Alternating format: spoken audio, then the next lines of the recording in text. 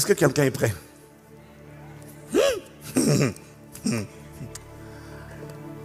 Quand on parle mariage, la plupart des gens posent la question, alors comment on fait pour réussir? Comment on fait pour que ça réussisse? Comment on fait pour que ça soit épanoui? Ce soit une vie de bonheur, de prospérité, de témoignage, pas de migraines, de maux de tête, d'injures.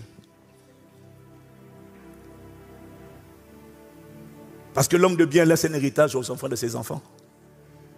Et quand on aime ses enfants, on a envie de leur donner le meilleur environnement pour grandir et se déployer. Je bénis Dieu pour mes enfants, vraiment. Ils n'ont jamais vu une seule scène de crise conjugale, de colère. Ils n'ont jamais vu ça. Ils n'ont jamais vu ça. Ils n'ont jamais vu. Ils n'ont jamais vu une seule scène où papa a injurié maman, maman a injurié papa, où papa a frappé maman. Ils n'ont jamais vu ça. Donc, il y a des traumas, des traumatismes émotionnels dont ils ont été préservés. D'autres sont en train de lutter, mais eux, ils ont été préservés.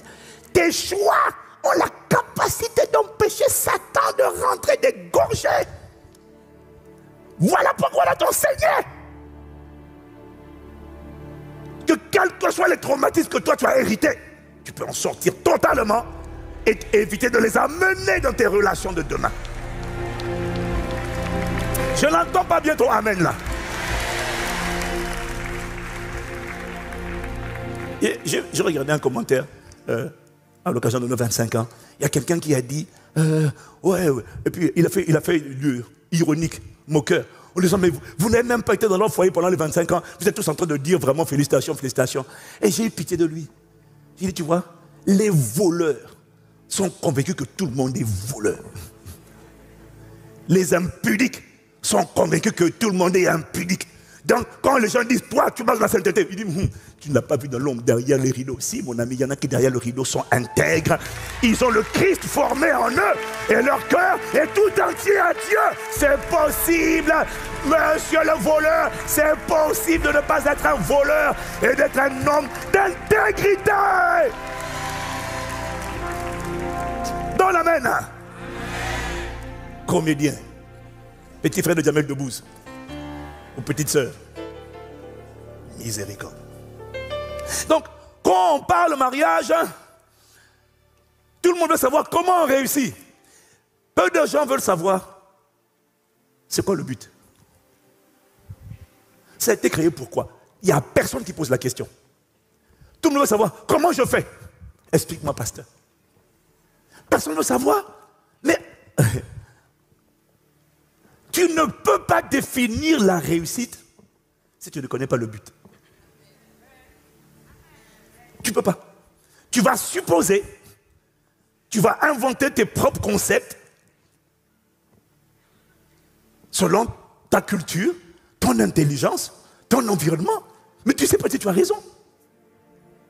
Tu ne peux pas définir une réussite si tu ne connais pas l'intention originale de la chose.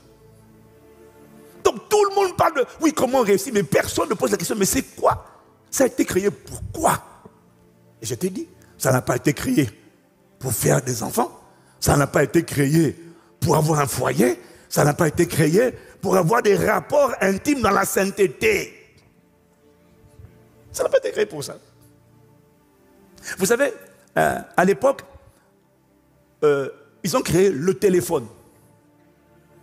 Ils ont créé le téléphone. Le téléphone permettait de téléphoner. Si tu es là, tu dis Amen. Permettait de téléphoner. Je ne parle pas de smartphone que tu as. Je parle de téléphone que la plupart d'entre vous, vous n'avez pas vu. Vous êtes trop jeunes. Ou le téléphone, on faisait. On tourne le bouton, tu vois. Les jeunes, vous regardez comme ça là. Moi, je connais le téléphone, top, on appuie. Non, nous, on tournait 9. Et tu attends que ça revienne. Tu tournes encore. Ça revient. Tu tournes encore. Bon, après, ils ont progressé un peu avec le téléphone un peu digital. Tu allais, comme le militaire, tu allais dans les cabines téléphoniques, et puis tu appuyais sur le bouton, toc. Mais le téléphone ne servait qu'à téléphoner. Bon, maintenant, après, Apple, notamment, est venu avec le smartphone. Maintenant, je pose une question. Si tu as un smartphone, mais que la seule fonction de ton smartphone, c'est téléphoner. Il n'y a rien d'autre. Aucune application qui fonctionne, c'est juste téléphoner. Dis-moi, est-ce que tu dirais du smartphone qu'il est une réussite? Oui ou non? Non, je n'ai pas entendu. Ah. Pourtant, il permet de téléphoner. Il remplit une des fonctionnalités. Mais est-ce que c'est une réussite? Non. Parce que tu n'as pas acheté un smartphone pour fonctionner comme à l'âge de pierre. Parce que ce n'est pas si vieux que ça. Hein? Il y a 20 ans en arrière, ce n'est pas l'âge de pierre, mon ami. On a grandi dans cet âge-là, nous. Tu ne peux pas dire que ça a réussi? Non. Donc, tu ne peux pas dire, mon mariage a réussi parce que on s'entend bien.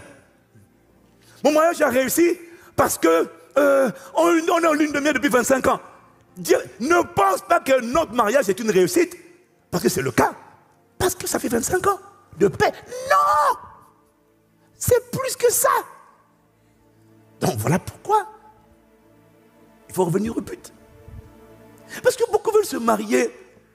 Je veux fonder une famille. Mauvaise raison. Donc quand tu pries, il y a des prières. Jésus a dit, le Saint-Esprit dit dans les écrits de Jacques, chapitre 4, verset 3, vous demandez, vous ne recevez pas, parce que vous demandez mal, dans le but de satisfaire vos convoitises. Seigneur, moi je veux un homme qui va prendre soin de moi, je veux un homme qui te crée, je veux un homme qui t'aime, vraiment je veux un homme vraiment qui va offrir des cadeaux. Quand tu pries, le ciel bouge les oreilles, les anges, même ton ange gardien dit, ça n'intéresse pas Dieu. Ça n'intéresse pas Dieu. Quand tu veux intéresser Dieu, on te l'a déjà dit, on te l'aurait dit toujours, cherche sa volonté. Dieu n'est pas manipulable.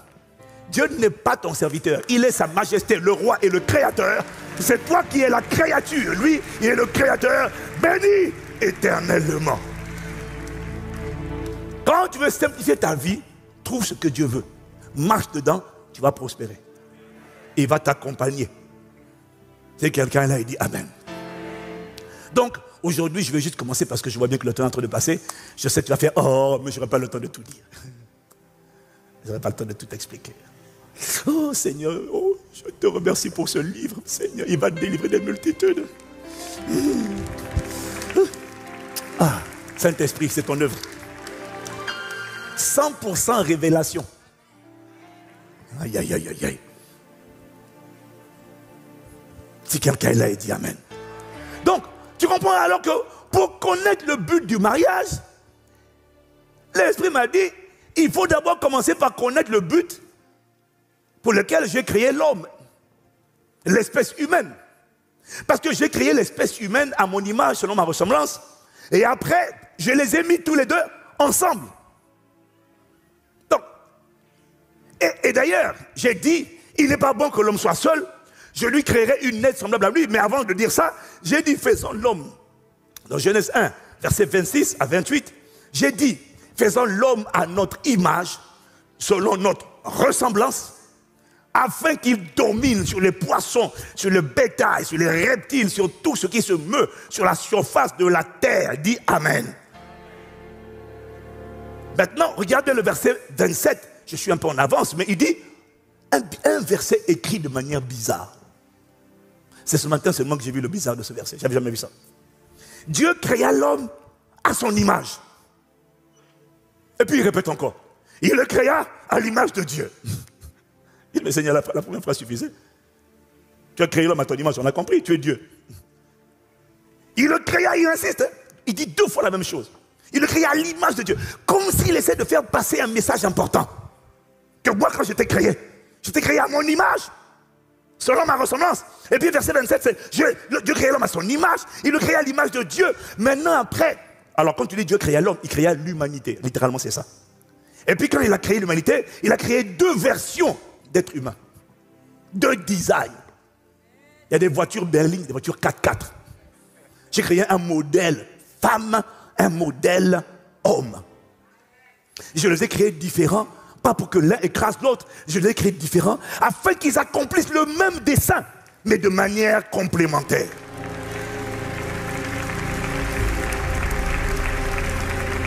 Si quelqu'un est là, il dit Amen. Si quelqu'un est là, il dit Amen. Donc, Dieu a créé l'homme à son image, selon sa ressemblance. Et il leur a donné comme mandat le mandat de la domination ou encore du règne sur toute la terre. Aïe, aïe, aïe, dis Amen si tu es là.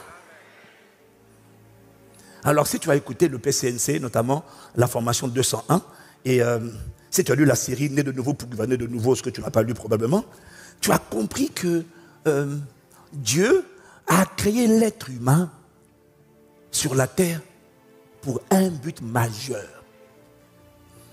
Et ce but majeur apparaît ou transparaît dans la prière du Notre Père.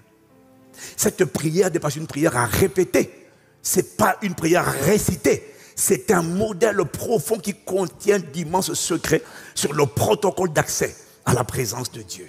Notre Père, chaque mot est puissant. Notre, c'est puissant. Père, c'est puissant. On n'a pas le temps d'aller là-bas, c'est pas là-bas qu'on va aller. Mais notre, ça signifie que tu n'es pas seul, on est tous dans la même famille. Père, ça signifie que la source à laquelle, ça signifie que tu le reconnais comme la source, le pourvoyeur, le protecteur, l'origine, le fondement, le commencement. Quand tu dis notre Père, tu es en train de reconnaître que tu ne viens pas d'un chimpanzé, tu es en train de reconnaître que ton père et ta mère ne sont que des intermédiaires, tu es en train de reconnaître que la vérité, c'est que tu es sorti d'une origine qu'on appelle le Père qui est dans les cieux. Alors quand tu dis dans les cieux, tu ne localises pas sur la terre, tu comprends que ta source de ton trésor, de ton approvisionnement, de ton aide, de ton secours peut passer par les hommes, mais ne vient pas des hommes, parce que même si un homme est défaillant, la source du ciel va trouver d'autres livreurs pour effectuer la livraison des colis de ma vie, parce que ma source,